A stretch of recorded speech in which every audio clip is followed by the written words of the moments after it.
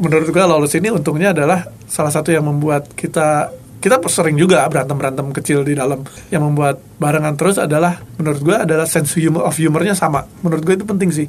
Asik, menarik. Welcome to Swellcast, a podcast series from Swell Extended Family, where we view the youth culture from career and experience aspects of brand builders and creativepreneurs. Hosted by Danan DNA. Yan, apa kabar Yan? Baik Danan, apa kabar juga? Kita lama gak ketemu juga. Iya. Nah, dipakai dong bajunya, gak dingin? Ya sebetulnya gua itu ada penasaran gini. Lu waktu itu ke Jakarta itu dalam rangka apa ya? Soalnya gini, kita kan sama-sama dari Bandung dan kita ke Jakarta. Kalau gak salah sih kayaknya hampir sama deh kita awal-awal kita pindah ke Jakarta gitu ya. Nah maksud gua kalau gua waktu itu kerja. Yang ke Jakarta itu karena kerja di Prambors. Nah kalau Aryan sendiri waktu ke Jakarta itu dari Bandung dalam rangka apa gitu maksudnya? Sama, kerja sebenarnya. Oh. Tapi dulu lebih kayak lulus kuliah, kan kerja awalnya itu kayak ikutan event organizer seni rupa. Oke. Terus bikin event, terus eventnya sejujurnya tampaknya gagal. Gitu kayak kurang nendang atau gimana. Dan memang fee-nya juga waktu itu kayaknya nggak seberapa. Terus waktu itu lagi sering-seringnya juga main ke Jakarta. Yeah. Jadi itu awal-awalnya sebelum band yang sekarang ini Seringai ada. Yeah. Itu gue tuh main ke Jakarta ke rumah gitarisnya Seringai namanya Ricky. Yeah. Terus sering tuh nginep sana, main aja ke Jakarta. Yeah. Nah, setiap kali ke Jakarta itu kan dulu naik kereta ya, belum ada travel dulu. Yeah. Travel ada tapi travel apa namanya? Cipularang tuh belum ada kan waktu itu. Jadi tahun berapa ya berarti? 3-4 jam. Itu sekitar tahun 2000, antara 2001 sampai 2002. Oh, udah lama juga dong. Ya. Itu setiap kali nyampe Jakarta, itu gue senang.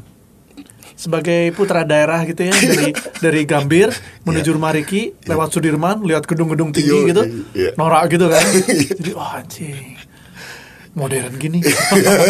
Di Bandung mah gitu.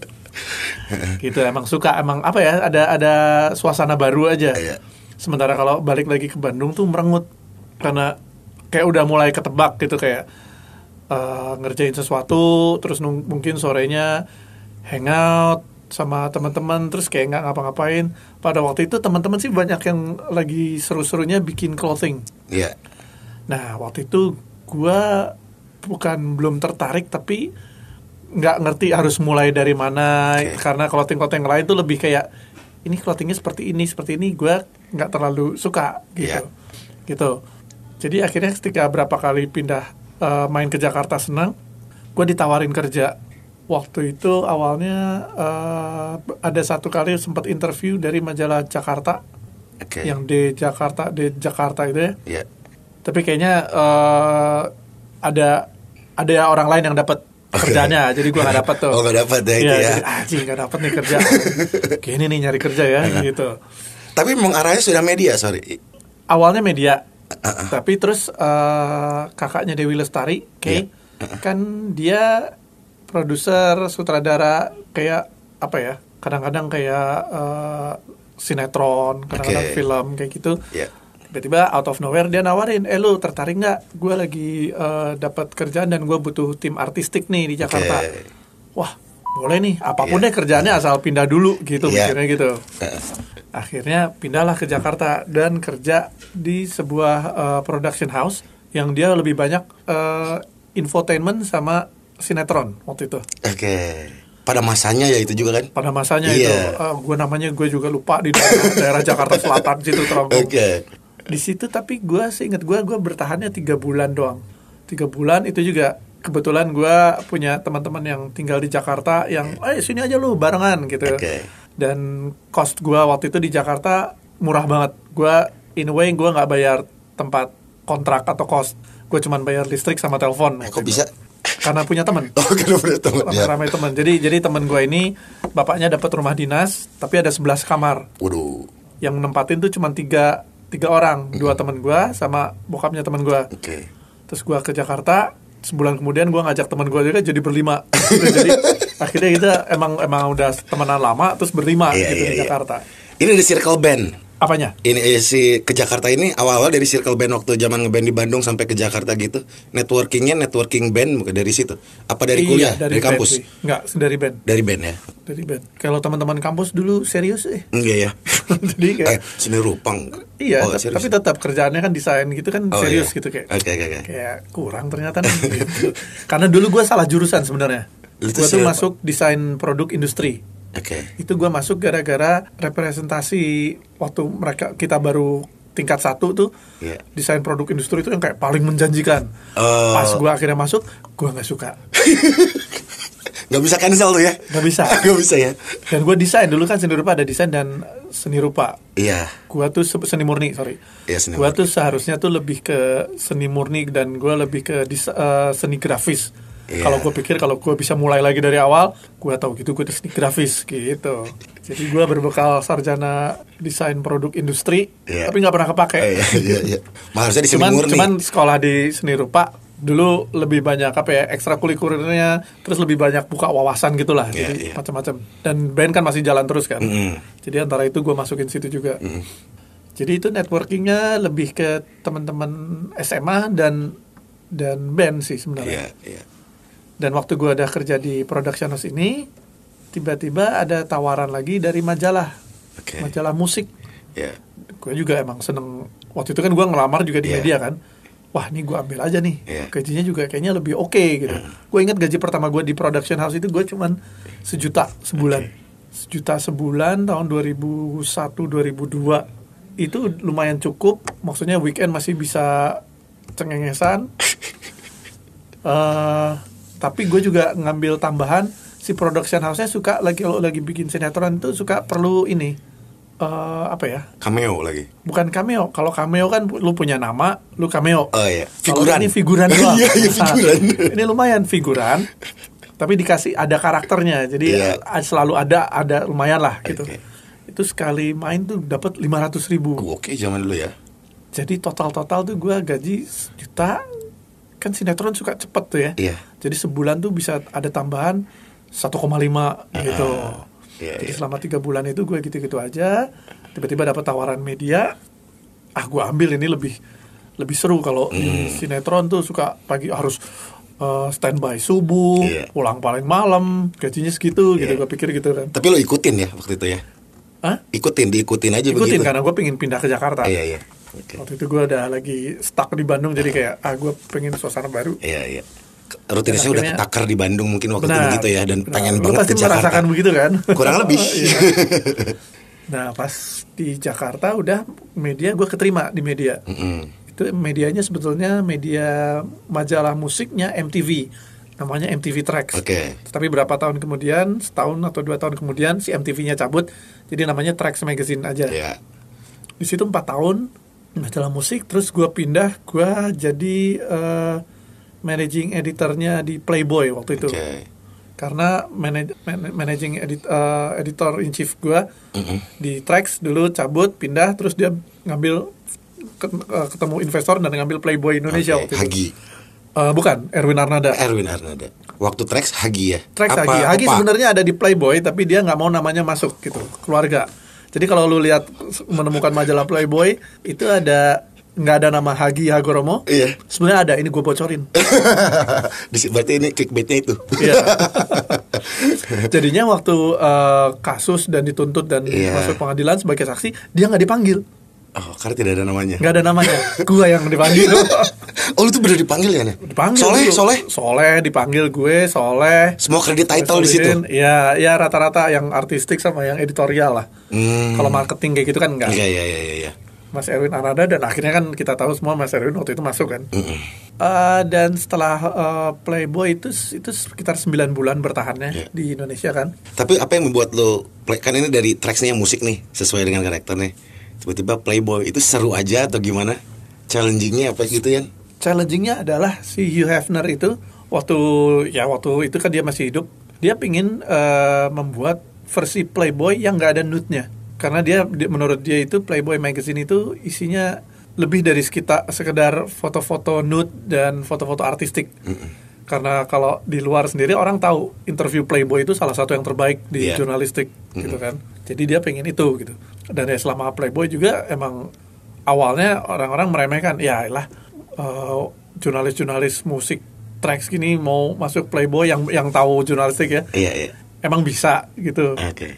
Ternyata bisa. Emang kita suka gitu kan. Kita suka emang jurnalistik. Kita terakhir itu yang gue ingat, kita berhasil mewawancarai Pramudia Anantatur. Iya. Itu interview terakhirnya tuh di Playboy. Ada sebenarnya kayak interview Habib Rizik, tapi akhirnya dia menolak dikeluarkan. Oh tapi ada serius? Ada rekamannya, ada tulisannya ada. Buat Playboy Indonesia. Waktu itu buat Playboy Indonesia. Dia tahu untuk Playboy Indonesia. Tahu dia. Oke. Dia ada booking fee-nya juga kok. Ya oke. Kalau mau ketemu tuh ada booking fee. Ini pemain band kali ya gitu. Oke. Itu terus sesudah Playboy tutup, kita dapat pesangon. Jadi tutupnya tuh gara-gara yang punya Playboy, investornya itu meninggal. Dioper ke anaknya nggak ngerti bisnis. Akhirnya yaudah berantakan, tutup. Dan gue sama Soleh Solihun nih yang sekarang sukses jadi komedian dan lainnya ini. Aktor sutradara. Itu luntang-lantung. Kita kan tinggal di Cipete, kita ngekos bareng di daerah Cipete, Jakarta Selatan, dekat kantor soalnya. Iya. Kita ngapain ya? Jadi selama 3 bulan bingung. Tapi lumayan selama nggak punya pekerjaan itu ternyata dapat banyak proyek kayak jadi narasumber musik, jadi ini itu gitu. Jadi ada aja penghasilan. Iya. Sampai akhirnya gue dan basis gue di Seringai, Semi, memutuskan kita buka toko aja deh. Toko merchandise musik, merchandise band di Jakarta Selatan. Soalnya biasanya kita masukin merchandise Seringai ke sebuah toko di Jakarta Selatan, ownernya tuh kecelakaan dan meninggal. Jadi kita nggak ada outlet lagi. Ya udah kita aja yang buka gitu. Kita buka, namanya Howling Wolf. Karena kita sama sekali nggak ngerti cara menjalankan toko waktu itu. 2 tahun kelar tuh. 2 tahun kelar juga karena kontrakannya habis. Setelah kontrakannya habis, gue dan Semi ya udah kita cari tempat baru lagi ya. Kita nggak mau nih sama yang kontrakan yang ini, soalnya yang ownernya rese gitu kan. Yang punya tempatnya. Ya, yang punya tempatnya rese. Lagi cari tempat, ada 2 orang teman lagi namanya Ucup dan Gofar. Mereka tuh punya toko merchandise motor custom. Itu kontrakannya habis juga tuh di daerah Bangka. Nyari barengan yuk. Kita cari barengan, dapat 1-2. Tapi lagi tengah jalan cari itu, gue yang punya ide kayak, lu kan ini merchandise motor custom, kita merchandise musik lebih ke rock dan metal dan punk rock kayak gitu-gitu. Kayaknya sebenarnya kalau disatuin seru ya, kan kita punya interest yang sama gitu. Gue juga suka motor-motor custom, kalian juga suka musik-musik ini gitu. Dan akhirnya sepakat, dan itu jadinya Lawless Jakarta. Gitu. Itu 2008 ada ya, 2007? Itu 2011 mungkin. Oh 11, itu masih Howling Wolf. 2011 soalnya tahun ini tuh Lawless Jakarta tuh mau ulang tahun yang ke-10. Iya, gue ke Jakarta masih Howling Wolf loh waktu itu. Iya, berarti itu sekitar 2000. Iya, 2000. Playboy itu 2007. 89. 2007 kan, 2008 kelar. Jadi 2009 tuh mungkin Howling Wolf. Iya, Howling Wolf tuh. Jadi gue ada setahun kayak nggak punya pekerjaan, tapi freelance terus gitu. Pas Howling Wolf itu berarti produksinya udah udah banyak dong, karena udah punya retail, udah punya toko maksudnya. Produksinya belum banyak. Tapi ada barang titipan juga. Banyak, kalau itu lebih banyak barang titipan waktu itu. Yang gue ingat waktu itu ada maternal udah nitip di situ ya. Apa udah era Lawless ya? Itu kayaknya udah era Lawless deh. Era Lawless ya. Itu Lawless. Berarti itu band-band merchandise aja yang di Howling Wolf ya? Iya. Iya. Waktu itu belum terlalu jadi brand. Ada 1-2 t-shirt yang kita rilis, tapi nggak masif lah. Oh malah banyaknya barang titipan di situ ya? Iya. Di situ lo ngedesain semua sendiri Howling Wolf gitu ya? Iya. Di situ kita belajar kayak ini emang harus punya brand sendiri sih kalau mau lebih cuan. Dan pas Lawless itu ada sahabat gua dari SMP SMA namanya Roni. Dia tertarik, dia seneng. Ini TB juga berarti ya? Iya, dia Taruna Bakti dulu.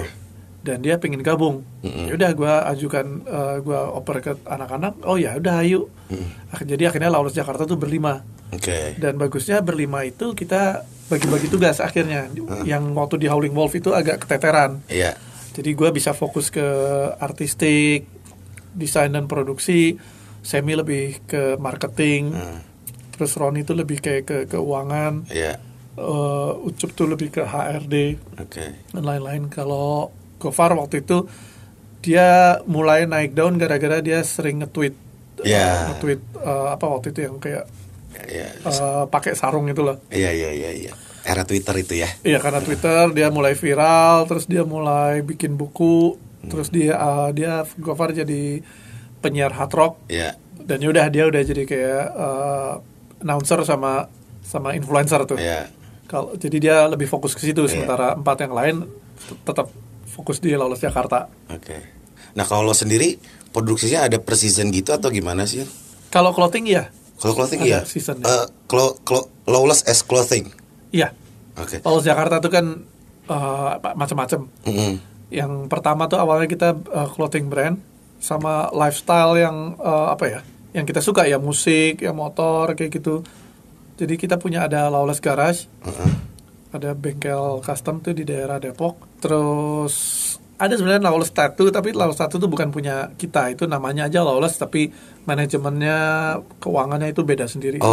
Jadi namanya aja sama, tapi karena waktu itu biar satu image aja. Tapi sekarang udah pindah tempat, nggak di compound si Lawless lagi. Iya. Itu semua desain artistiknya apa visualnya si kaos-kaosnya itu dari lu semuanya itu? Itu ya gue yang kurasi.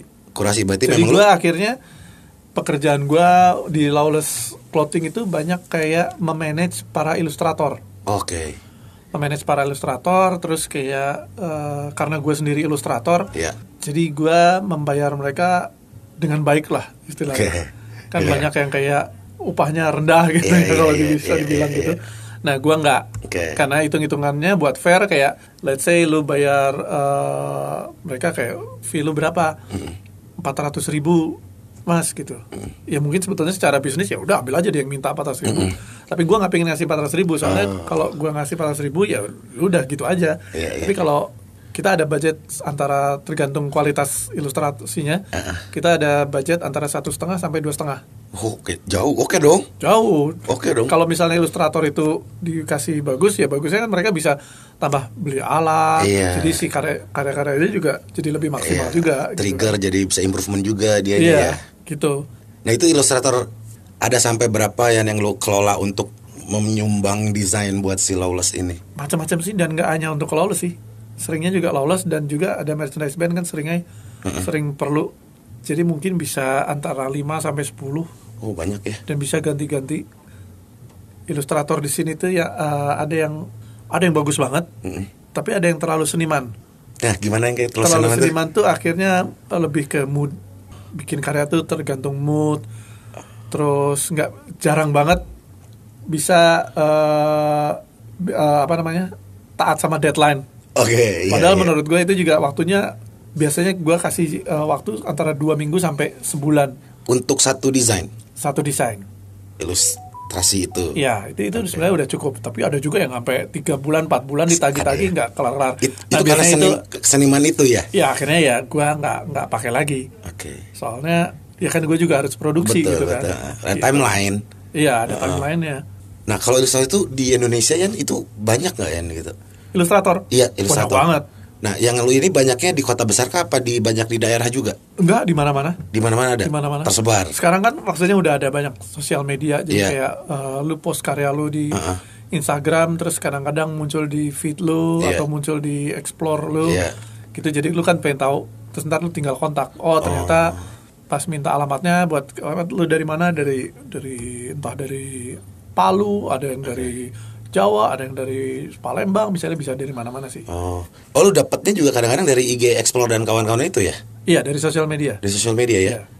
Oh, dan lu bisa langsung kontak mereka gitu ya? Iya. Oh, seperti itu ya. Itu promising juga ya? Maksudnya emang lu caranya seperti itu gitu, atau memang biasa kan rata-rata mungkin cari yang kenal dulu ya? Iya. Gitu. Jadi memang lu kurasinya berdasarkan dari sosial media itu ya? Iya. Dan lu coba, ada deadline kasih. Ada yang, ya maksudnya itu juga ada yang berhasil, ada yang enggak kan. Maksudnya ada yang sampai sekarang masih kayak langganan. Gue butuh cepet, gue artinya harus order ke siapa? Si A, karena dia bisa 3 hari kelar. Si A di Palu 3 hari kelar. Oke ini gitu ya. Oh gitu. Nah terus briefnya biasanya gimana tuh yang lu ngebrief merekanya? Ilustrator? Iya. Ya, biasanya sih udah ada konsep, jadi gue kasih referensi, terus mereka kasih sketsa 1-2, terus nanti kita revisi atau kalau udah oke ya kita ACC, ya udah jadi. Itu dalam proses 2 minggu deadline itu? Apa? Enggak, 2 minggu itu setelah udah final semua? Enggak final, dari sketsa lah. Dari sketsa ya? Ya. Oke gitu prosesnya ya. Nah terus gue juga sebagai ilustrator, gue juga nggak suka disuruh revisi terlalu banyak, jadi gue juga ngasih revisinya sekali aja, dan emang kalau ngebrief tuh harus lebih jelas supaya mereka nggak lari tiba-tiba salah gitu. Tapi pernah ada yang udah briefnya benar tiba-tiba nggak sesuai gitu? Jarang sih. Oke semua ya? Iya. Berarti brief lu nya lengkap ya? Ya let's say dari 50 commission yang gue kasih, ya. yang akhirnya nggak kepake mungkin ada 1, 2, 3. Itu tapi udah jadi karyanya atau emang karena deadline aja? Udah jadi. Oh udah jadi ya. Itu nggak masalah, tetap dibayar atau bagaimana? Oh gue selalu bayar sih. Oh tetap ya. Pokoknya karya udah jadi bayar gitu, maksudnya kepake atau nggak kepake. Oh oke. Jadi si ilustratornya bukan ilustrator yang karya gue nggak kepake jadi gue nggak dibayar nih gitu, nggak pernah. Terus kebayang ya mereka pas begitu lu kontak, lu DM gitu ya, mereka rata-rata responnya kayak gimana ya? Wow, gitu kan? Enggak sih. Mereka juga udah biasa. Apa gemper gitu? Enggak sih, udah biasa sih rata-rata. Udah biasa ya. Emang profesi mereka ya begitu. Biasanya kan ada 1-2 yang gue seneng liatnya berkembang, jadi maksudnya bukan karena gue gitu, tapi kayak gue selalu ngikutin karyanya. Awalnya dia masih kliennya belum banyak, sekarang tambah banyak, dan sekarang dia kayak jual art print di luar negeri gitu, itu mantep sih itu. Nah yang berarti rata-rata mereka itu satu banyak yang art printan gitu ya. Kalau kan juga suka jualan gitu kan? Iya. Ya kan? Ya kalau internasional kan memang jual art print, jual silk screen print gitu kan. Kalau di sini mungkin gue bisa bilang menuju ke sana. Menuju ya. Iya, soalnya orang masih melihat poster tuh kayak poster dihargai 100.000. Apaan 100.000? Mahal banget gitu kadang-kadang begitu. Iya. Tapi sekarang orang udah mulai mengerti, dan ya value-nya juga jadi. Nah, si ilustrator yang lain itu ada yang menjual seperti itu juga. Tadi lu bilang si ilustrator yang lainnya itu ya, itu tuh emang tadi lu bilang banyak kliennya. Nah, kalau yang ilustrator yang ini yang gaya-gaya lu ini tuh sebetulnya kliennya yang kayak gimana sih, Yan? Macam-macam, bisa ada clothing, bisa kalau lokal rata-rata buat clothing atau cover album misalnya. Cover album bener. Iya. Tapi untuk keluar sih udah bisa macam-macam sih, bisa art print, bisa ya pameran, exhibition ya. Iya. Oke. Exhibition itu biasanya ada sponsornya nggak sih? Atau biasanya setiap seniman itu atau ilustrator itu dia bikin sendiri? Enggak, kadang-kadang juga pameran di Amerika misalnya, dia kirim karya. Kadang-kadang malah mungkin dia kirim file. Di sana dieksekusinya ya? Di sana yang printnya gitu misalnya. Kalau sablon ya beda lagi. Oke. Nah, syukur-syukur kalau emang ada sponsorship terus si senimannya berangkat. Bisa cabut ke sana kan, gitu kan. Karena memang kayaknya step by stepnya si seniman atau ilustrator ini memang ya pasti dari exhibition dulu ya biasanya ya, ini kan ya, kalau model dari cover atau merchandise band rata-rata. Oh iya benar. Diseriusin. Soalnya kalau model apa kan bintang film agency gitu step awalnya ya. Ya. Kalau seniman tapi ini juga masuk ke pameran, juga lebih ke pameran yang lebih komunitas ya. Maksudnya gue merasakan gue tuh dulu mencoba pas awal-awal freelance setelah dari Playboy tuh, gue mencoba ke ranah galeri tuh, ke seni rupa gitu, gak masuk, gue nggak ngerti waktu itu. Gue teman-teman dari seni rupa kan banyak, gue ada yang jadi kurator, gue minta tolong juga ke mereka emang sibuk, jadi mungkin gue nggak tahu mereka memang sibuk atau mungkin karya gue bukan apa ya, kualitasnya bukan kualitas galeri mungkin. Gitu. Iya. Jadi ya udah mungkin dunia seni rupa yang itu bukan buat gua mungkin lebih cocok di massal. Iya. Jadi ya seperti art print, seperti t-shirt atau apa, mungkin bukan yang kayak satu. Iya. Orang kan misalnya kayak jual satu lukisan misalnya let's say 20-30 juta gitu kan. Kalau gua mungkin jual 100-200 t-shirt nilainya sama gitu. Iya. Oh, lu pernah nyoba itu ya galeri-galeri gitu? Pernah nyoba gue. Ada mau coba lagi nggak? Siapa tahu dengan eranya sekarang yang art print udah banyak enggak diterima, sih. enggak ya? Udah enggak. Di Dewa lah gitu ya. Iya. Terus ya waktu dulu pas awal ke Jakarta lo ya kan ya, dari Howling Wolf gitu ya. Terus sekarang akhirnya lolos gitu, ketemu Ucup sama si Gofar gitu. Pernah terbayang, maksud gue ini udah sampai ke titik ini itu udah apa sih yang lu rasakan gitu, maksud gue gitu loh. Nah karena gue ngelihatnya adalah gini kan, dengan nggak tahu ya, mungkin istilahnya zaman dulu mungkin sebenarnya idealis ya yang beginian ya. Nah maksud gue akhirnya ini bisa berkembang dan karakter lo, attitude lo tetap bisa dibilang masih diterima lah gitu di kalangan pop jatuhnya ya, di metropolitan ini. Nah lo perasaannya apa sih gitu yang lo rasain gitu?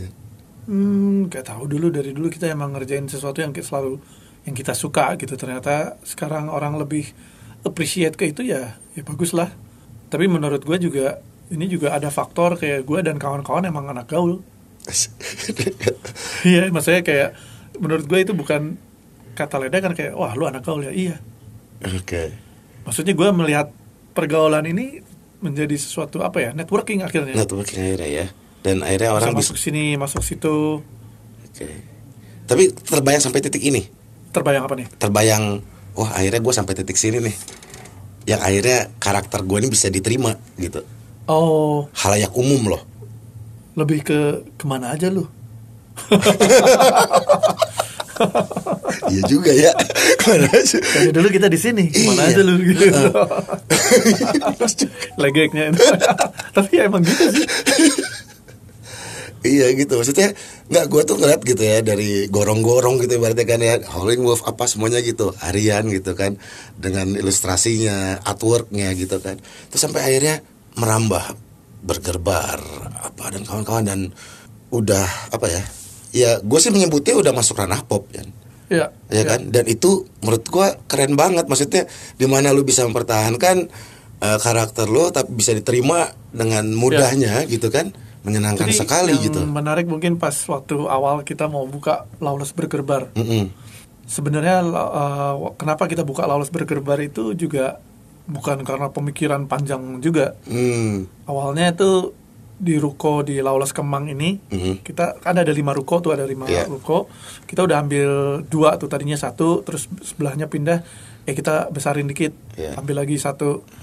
Terus di sebelahnya tuh bekas kafe dan galeri. Akhirnya tutup juga, kosong. Dan partner gue si Roni, kita bikin apa ya? Udahlah gue ambil dulu. Kita mau bikin apanya belakangan. Kumengke ya. Secara bisnis itu gak bagus kan. Kumengke aja gitu ya. Tadinya awalnya gue pikir bikin galeri alternatif kali ya. Oke. Karena waktu itu gue inget kan kayaknya karya-karya yang non galeri seni ini masuknya ke sini mungkin gitu. Diwadahin gitu ya. Gue ngerti kurasinya tapi gue gak ngerti si bisnisnya.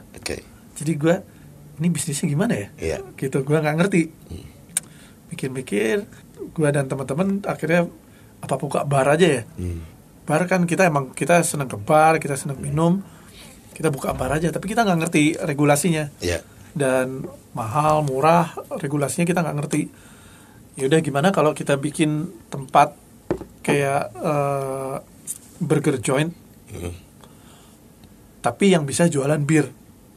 Sambil di situ kita cari tahu gitulah. Dan emang kita semuanya suka makan gitu, ngulik gitulah kalau makan. Dan akhirnya kita coba ngajak partneran sama kita nggak ada yang tahu nih soal F&B kan. Partneran sama siapa ya yang tahu gitu. Kita ngajak temen yang sekarang waktu itu anak motor juga. Dia punya Flip Burger. Tapi kita ajak, mungkin dia lagi konsentrasi dengan Flip kan, jadi dia nggak terlalu interest. Jadi kita ajak siapa ya? Ternyata kita baru ingat ada seorang teman namanya Medi. Dia dulu punya distributor sepatu Vans yang import, maksudnya sepatu Vans yang nggak ada di toko biasanya, yang Jepang atau yang kolaborasi gitu kan. Wah, ajak dia aja karena dia sempat bisnis F&B di Semarang, steakhouse, dan di Cipete juga ada kayak tempat makan namanya Carne, jadi lebih ke barbecue gitu, brisket. Oh dia aja ajak dia. Ternyata Medi, wah iya rame nih, ayo gua mau. Jadi kita food tastingnya aja di Carne di Cipete itu. Food tasting berapa kali, kayak ada 2 bulan mungkin kita ngetes burger-burger yang udah dicobain. Dan akhirnya udah buka tuh Lawless Burger. Dan konsepnya kita pinginnya kayak rock bar sebenarnya. Jadi kayak visualnya juga kayak bar-bar rock di Eropa, Amerika. Musiknya juga rock dan metal gitu. Teman-teman dari yang udah duluan di F&B nanya, lu yakin mau buka restoran tapi musiknya kayak gitu? Itu ini lagi susah tuh gitu. Orang tuh mau kalau makan tuh maunya yang apa ya, yang aman-aman aja lah istilahnya, keluarga, orang tua gitu kan. Masa sih? Udahlah, terusin aja, emang kita sukanya gitu. Jadi jadi kayak kalau lu udah pernah ke Lawless Burger Bar, itu banyak poster, ada flyers fotokopian yang kita tempel, ada musik yang kita kurasi. Orang yang emang ngerti dengan musik metal dan punk rock ke situ dia pikir anjing ini tempat terkurasi.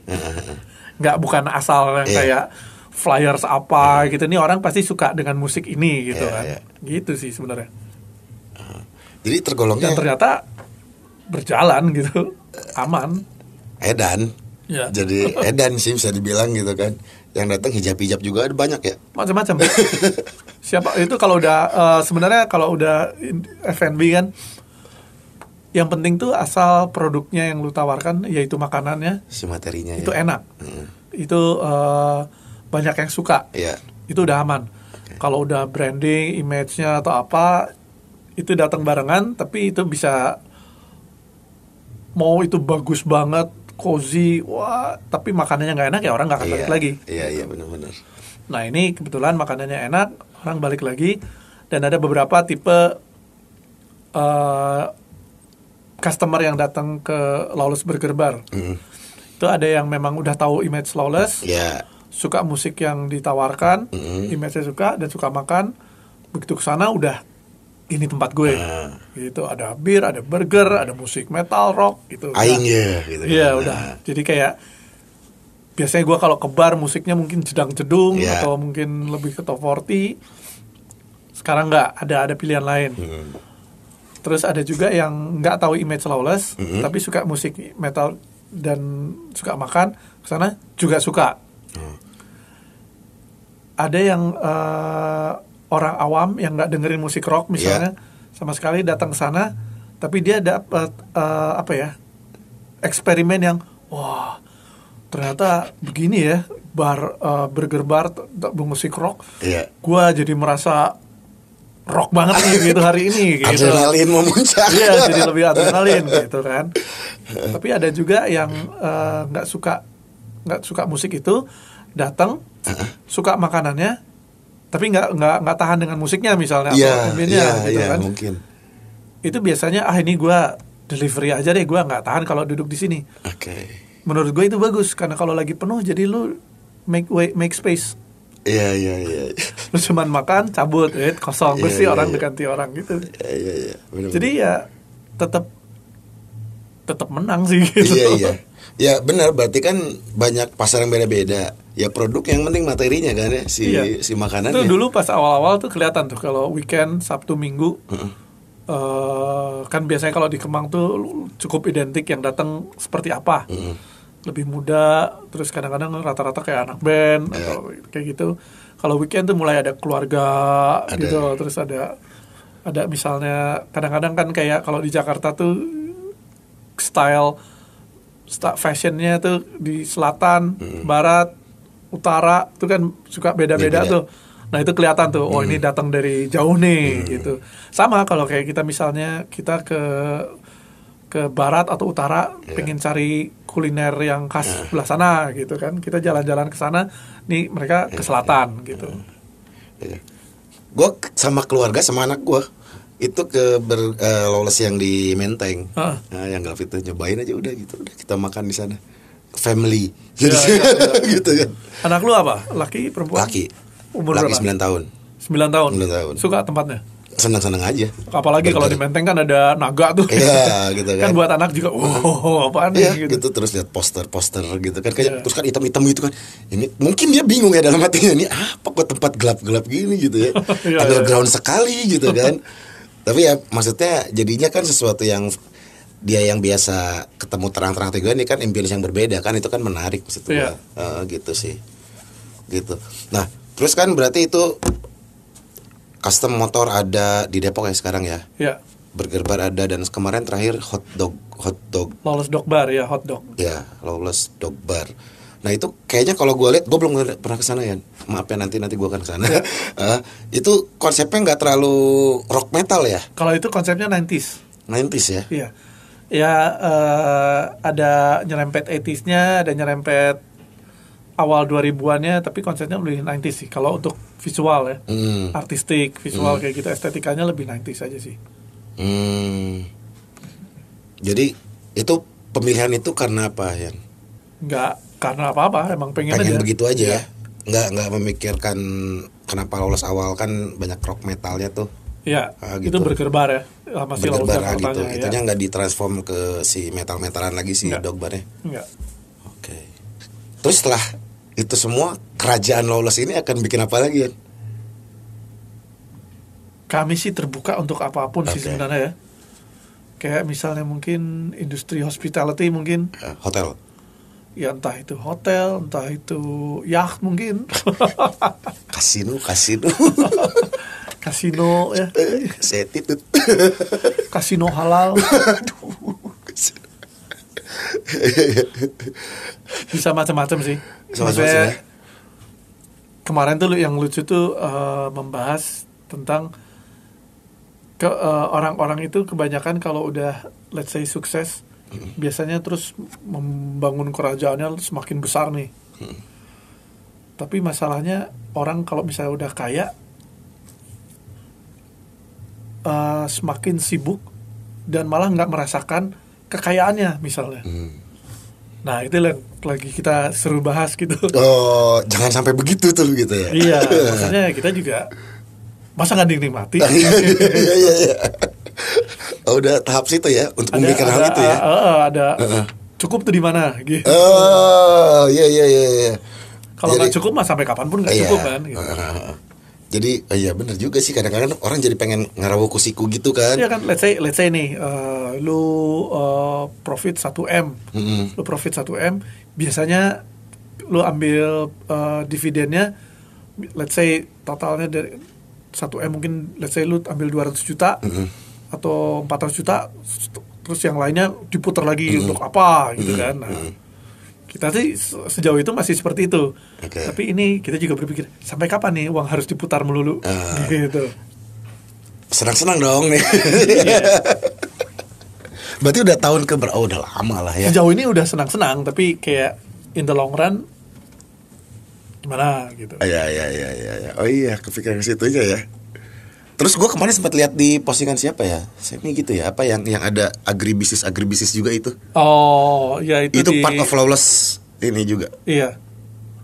Itu kenapa bisa ke situ? Iya, kalau di Lawless kan kayak Roni gitu, dia seneng tuh yang kayak gitu-gitu. Dan dia itu kan tempatnya di Lawless Garage sebetulnya.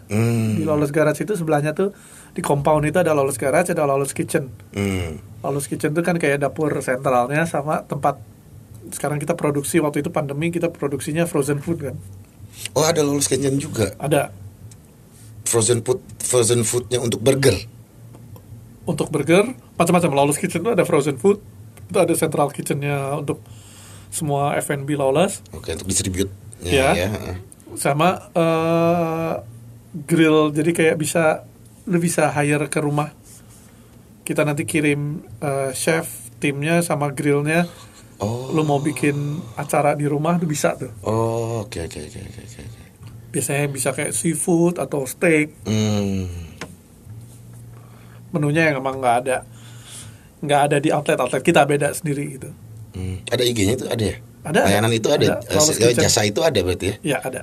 Oke. Ya. Seru ya. Seru sih mana? Ya, hidup harus diseru. Kalau enggak gimana? Iya.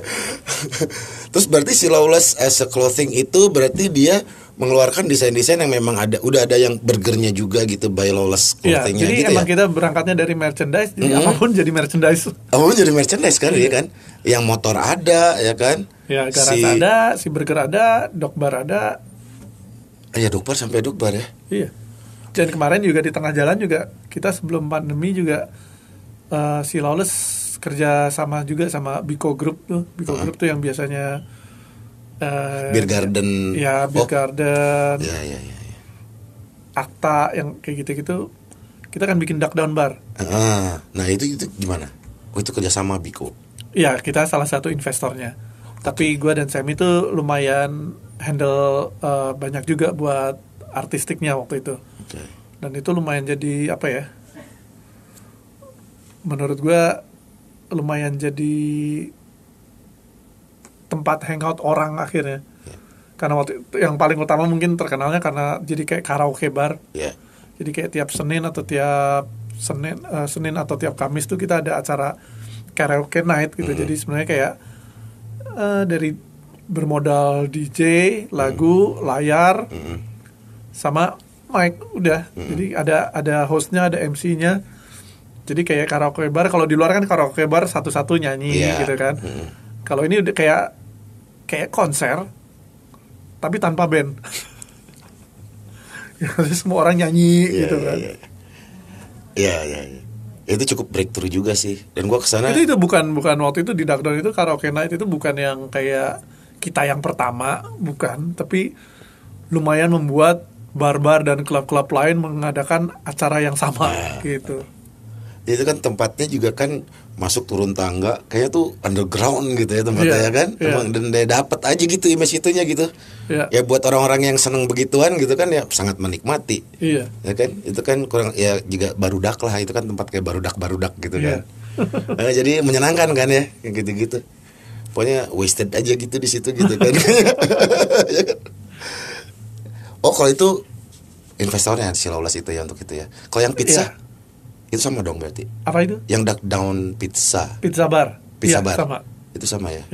Itu Biko juga. Itu punya Biko tapi Lawless juga salah satu investor. Oke. Sudah mulai menjadi investor ya kerajaan ini ya. Tapi di situ kan kita sambil belajar. Oke, kalau buka bar tuh seperti ini gitu. Dan ternyata memulai bisnis bar itu nggak terlalu sulit ternyata izinnya. Gue pikir bakal yang kayak izin alkohol bakal mahal banget atau apa, ternyata enggak juga. Itu yang baru kita tahu. Iya, kita pikirnya pasti mau udah jiper duluan gitu kan. Iya, kan? betul. Enggak sih. Ternyata tidak ya. Enggak. Terus jadi kasino kapan? Tergantung Dono Indro. Kasino nanti di Bukit Algoritma. Itu apa lagi? Iya. Kalau Lawless Kitchen ada ya. Udah tahu tuh gitu. Itu jarang kesebut. Apa itu? Gua nggak tahu ya. Lawless Kitchen itu yang bisa panggilan servis itu. Oh, enggak sih. Karena pandemi kali ya, harusnya ada tuh. Kalau lagi nggak pandemi pasti kan banyak yang tiap minggu sih ada aja sih yang order. Oh, ada aja. Yang book ya. Untuk kayak ya mau bikin party kecil di rumah gitu. Ya gitu. Iya. Berarti ya ada daging itunya ya, daging si burger barnya ya. Itu tapi seafood juga ada, lobster, udang. Bener-bener menu yang nggak ada dari Chef Medi. Iya. Itu menu-menu dia juga. Iya. Oke. Nah terus kalau pop up itu kan pernah ke Bandung gitu kan ya, Lawless Burger Bar ke Bandung gitu kan, dan gue dengar juga itu sold out terus dan ngantri juga ya. Iya. Nah itu ada rencana begitu lagi? Udah pernah di mana aja sih? Sorry. Sebetulnya kalau ada rencana begitu lagi, iya, tapi kan waktu itu keburu pandemi. Iya. Jadi salah satu breakthrough yang kita bikin pas pandemi itu kita kan sales semua orang drop nih. Yang punya bisnis kan semua drop, harus tutup lah. Sementara restoran-restoran harus nggak bisa jualan.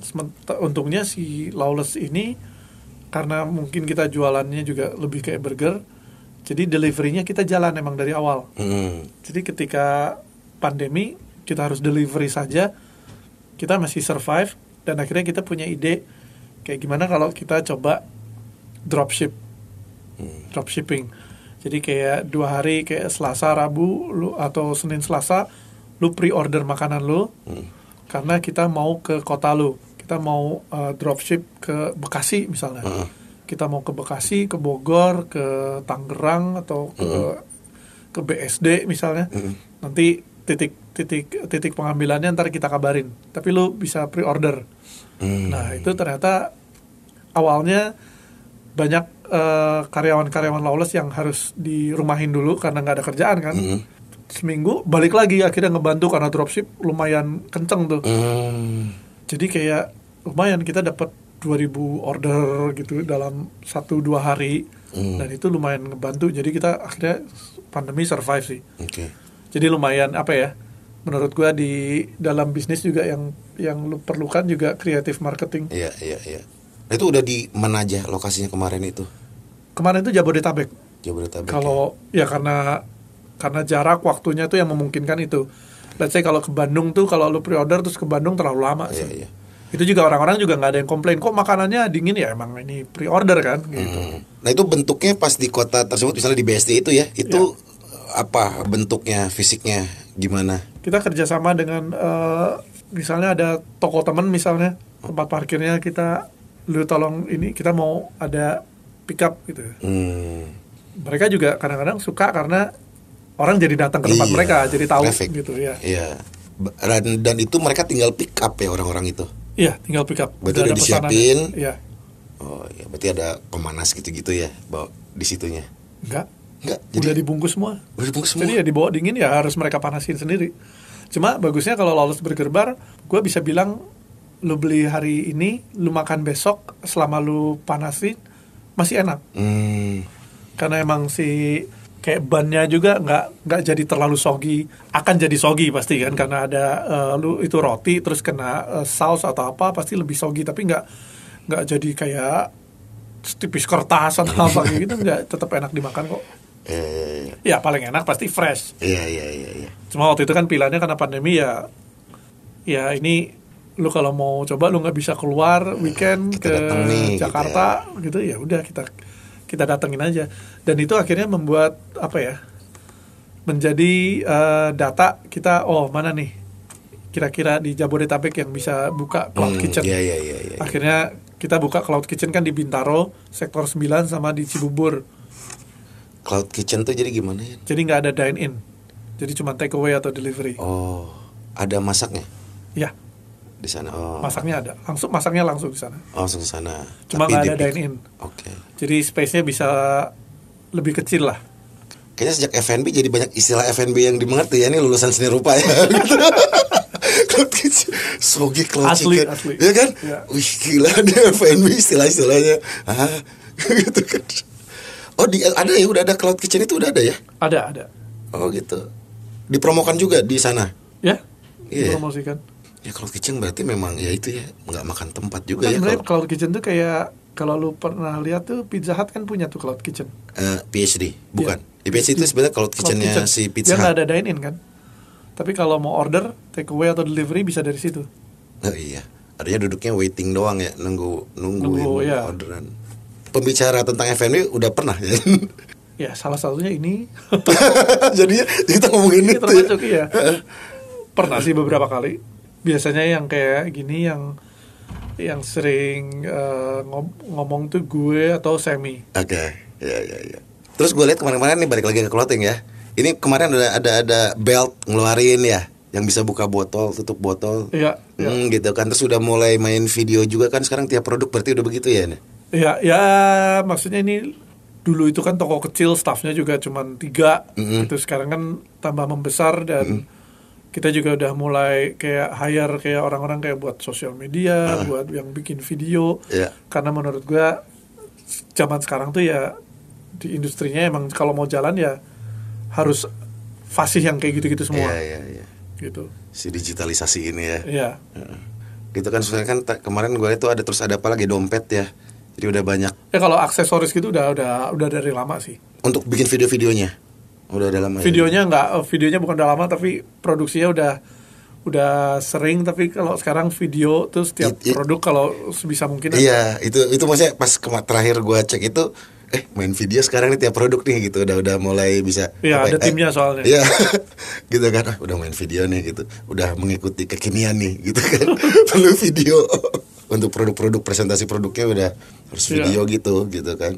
Sebenarnya akhirnya tadinya pas gue lihat, gue menunggu sebuah campaign dari Lawless as a clothingnya ya. Apakah apa gitu gue ngerti, atau collab, ada rencana collab? Selalu sih kita collab. Semua Lawless tuh semuanya biasanya collab. Sama siapa kemarin terakhir? Bisa band, bisa brand. Sama brand terakhir? Oh terakhir deh, terakhir sama siapa? Apa sama band? Terakhir sama siapa collabnya? Kok gue lupa ya, siapa ya? Urban. Terakhir gue ada interview Rico Urban sih. Udah jadi belum sih? Belum. Oh belum ya. Sesudah Lebaran. Okay. Ya itu dengan brand kan. Kita dengan Mercedes juga pernah. Maksudnya dari kelas Mercedes, kelas Urban sampai kelas ya macam-macam kita pernah sih. Selama kita seru nih kayaknya ngerjain. Iya. Gitu. Kalau Lawless megang lisensi band Saling-Seringa ya, itu ada main merchandising? Enggak. Lisensian enggak? Band Memang Seringa aja. enggak. Apa Seringa sendiri aja? Ya? Enggak, kita distribusi merchandise band iya, tapi kalau ngambil lisensi band-band gitu enggak sih. Oh. Soalnya dengan si brand sendiri udah lumayan sibuk sih, jadi emang nggak banyak ngambil yang kayak gitu. Iya. Iya, maksudnya tadinya karena udah banyak video nih, berarti kan kayaknya udah mulai deket ke arah campaign nih gitu. Pengen nunggu gitu, ini Lawless mau campaign apa dengan berbentuk audiovisual ini ya gitu kan. Iya gitu. Jadi akhirnya wah menarik nih pasti nih apa yang mau di-campaignin nih gini. Dulu gitu ada pernah produk yang kita punya line, bukan line sih, apa namanya, seri namanya Lawless Vomit Crew. Kita bikin produk itu. Iya. Tapi untuk membuat produk itu kami bikin lagu, dan bikin video klip. Iya. Dan lagu itu cukup hit sampai akhirnya menunjang si merchandise-nya. Padahal emang tujuannya kan emang kita jualan merchandise lagi ini, tapi kita bikinin soundtrack-nya. Iya. Jadi ya lumayan sejauh itu sih gitu. Iya. Iya itu, iya gue tahu tuh. Ya itu ada Gofar gitu-gitu juga kan, yang jackpotan juga kan, Omid Pro itu kan. Iya. Iya.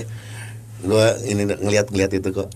Oh iya, itu jadinya jadi icon aja Vomit Crew itunya ya kan. Ya, terus emang kebetulan owner-ownernya Lawless juga emang terbuka yang kayak gini-gini. Jadi kita udah 1-2 tahun ini kita bikin podcast juga. Iya.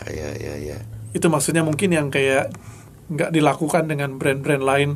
CEO-nya ikut keluar gitu lah gitu ya mungkin ya. Ya Anfaedah ya. Kasih Spotify lagi ya. Iya, sekarang kontraknya sama Spotify. Oke tuh lumayan. Terus udah judulnya Anfaedah gitu ya kan, nggak berguna tapi dia kan berguna. Ini nalarnya gimana ya gitu ya kan. Udah gitu kan Anfaedah loh. Itu lebih kayak podcast tongkrongan sih. Iya gitu. Tongkrongan terus ya udah akhirnya jadi orang banyak yang relate dengan Lawless lewat situ juga gitu. Iya. Ya makanya gitu kayaknya yang apa ya gue bilang kerajaan ya, karena memang ini gue menganggapnya udah kerajaan karena udah kemana-mana juga gitu. Iya kan gitu, sampai semua lini gitu kan ya, dengan segala kreatifnya gitu kan, maksudnya kan ya gue sih lebih senang melihatnya mungkin kalau kerajaan tuh lebih kayak Ismaya gitu ya, kalau si Lawless ini lebih kayak Desa Galia. Desa Galia gitu sih. Desa Galia. Nggak kan, jadi pendengar sih ini juga kan pasti mereka pengen tahu kan, mungkin si yang entrepreneur ini yang lain juga yang berasal dari merchandising atau apa gitu kan, akhirnya oh ternyata bisa loh seperti ini. Oh ternyata dengan karakter seperti ini atau enggak yang mereka punya gitu, mereka stick di situ dan mereka lakukan apa yang suka juga bisa menjadi seperti ini kan gitu. Gue sih berharap ini bisa menginspiring mereka sih sebetulnya gitu. Ada loh yang kayak gini gitu. Kayak gitu sih. Itu makanya banyak sih yang kayak mencoba bisa bilang terinspirasi dan akhirnya lumayan meniru plek-plekan. Tapi ketika mereka udah ke titik B, dari A ke B, dari tadinya B itu misalnya ke titik Lawless, ternyata si Lawlessnya udah ke G gitu. Ya mau bisa ngudag lah sih orang mah gitu. Jadi menurut gue sih lebih kayak menginspirasi, tapi sebisa mungkin emang ya yang lu lakukan sebisa mungkin cukup orisinil sih, gitu. Betul. Maksudnya kalau bisa dibilang ini sebuah kesuksesan, nggak ada banyak faktor. Dan kayak faktor bahwa anak-anak Lawless itu bergaul dan networkingnya jalan banget, itu juga sebuah faktor gitu kan. Maksudnya lu punya brand bagus, image-nya ini, tapi kalau lu networkingnya nggak tahu caranya gimana, Betul. susah juga tuh Iya. gitu. Iya benar. Tiap orang punya jalan masing-masing sih. Ada yang kayak ini, banyak yang pertanyaan, lu kok bisa sih bisnis teman-teman bisa barengan, sementara ada juga yang tadinya temenan terus akhirnya pecah kongsi gitu kan, ya kayak ayam Suharti malah sampai cerai mungkin gitu kan. Ayam Suharti. Mau belek aja. Iya kayak gitu kan. Iya. Sementara menurut gua Lawless ini untungnya adalah salah satu yang membuat kita sering juga berantem kecil di dalam. Yang membuat barengan terus adalah menurut gua adalah sense of humornya sama. Menurut gua itu penting sih. Asing, menarik. Penting gitu ya. Dengan sense of humor yang sama, lu komunikasi juga lebih mudah.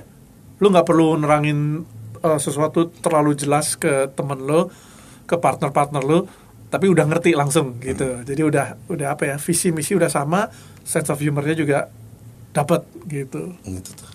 Melupakan itu poin bagus, sense of humor. Ya kata penting. sini menurut gue ya. Iya maksudnya gitu. Enggak, jadi gue sih kadang-kadang berharap memang yang kalau buat yang ngedengerin dari semua podcast yang ada gitu kan, mana yang cocok, mana yang enggak, mana yang bisa diambil, mana yang enggak. Mereka pilih karena nggak mungkin peluk-pelukan metodenya 100% sama gitu Iya, kan. betul. Iya kan seperti itu kan. Udah beda-beda. Oke Yan, sepertinya saya harus buka puasa dulu nih. Alhamdulillah. Ya. Dan kalau kata gue ya, supaya lu nggak batal, Iya. itu ada caranya. Gimana? Jangan puasa. Iya, berarti nggak batal ya? Iya, kalau nggak puasa nggak bisa batal. Oh bener juga ya, masuk akal. Seperti unfaedah kalau dengerin. Kalau udah tau unfaedah gak masuk. Ya non pesannya waktunya ya. Oke, terima sama-sama, kasih ya, Dan. sukses Siap. selalu ya. Siap, sukses ya, juga. Desa Galia hidup. Ya, yuk, dah. Swellcast.